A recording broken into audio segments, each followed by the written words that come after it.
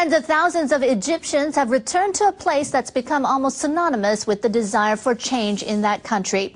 They marched to Tahrir Square to protest President Mohamed Morsi's plan to hold a referendum on a draft constitution. Opposition factions back protesting against Egyptian President Mohamed Morsi for nearly 2 weeks here in Cairo. Most of the protests have been limited to Tahrir Square, but on this night, opposition factions going to the source of their anger, President Morsi and his presidential palace. They're furious at President Morsi's edict taking sweeping new powers and his attempt to rush through a new constitution. The opposition fear could be used to impose Islamic values on the country. This is one of a series of marches converging on the presidential palace. Look at them, 2 weeks into their protests against President Morsi, and they haven't lost any of their fury and their anger about what he's done. We didn't bring Mubarak down to have a new Mubarak, so I'm here to support those people. We have to make Morsi understand that he is not going to be the new king for Egypt.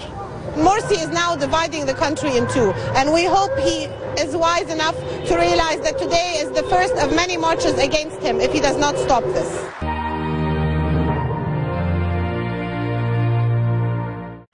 Quite unusual scenes outside the presidential palace. Opposition parties calling for a sit-in here, not just in Tahrir Square, the iconic heart of the revolution. The sit-in there had lasted for more than 10 days, but now the opposition saying they want to get their message right outside the president's door. This is the president's main office. Very telling graffiti too on the walls of the president's office against the president, against his Muslim Brotherhood group.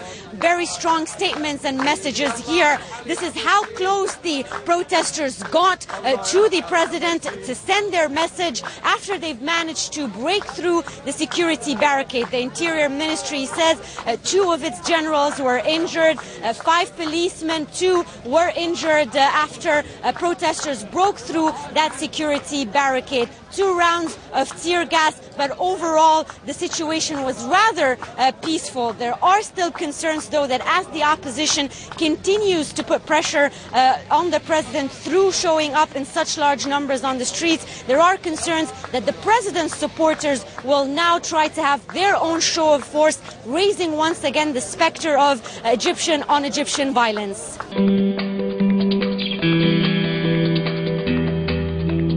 However, the Muslim Brotherhood's political party is playing down the unrest.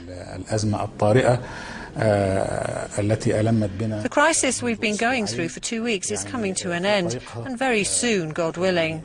The people will express themselves, their satisfaction or anger, until the referendum. And after that's held, I think matters will stabilize in the long term.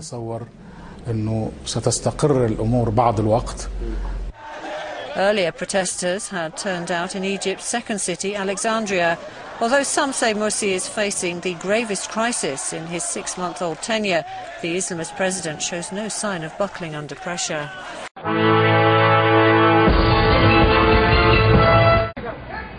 There were noticeable gaps on Cairo's newspaper stands on Tuesday. As protests got underway in the Egyptian capital, 12 publications went on strike, among them Al Masri Al Yom. The editor says the country's draft constitution poses a serious threat to the freedom of the press. We decided to suspend publication as a protest against the articles in the new constitution that limit freedom of speech. Also because the constitution does not represent all sectors of Egyptian society. Tuesday's march is being organised by liberal and leftist groups, yet the country's Christian minority also complained that the draft constitution has a heavily Islamist bias. Some Egyptian judges announced that they too would go on strike while boycotting the referendum on the text. Activists hope to unite a large sweep of the Egyptian public against the proposed constitution. There are institutions that have noble citizens working for them and who will join in with the civil disobedience or general strike, just like the metro workers and the public transportation sector. I think if those 2 fronts join in the protests, Morsi will realize that people don't accept the constitution that he's trying to put to a referendum.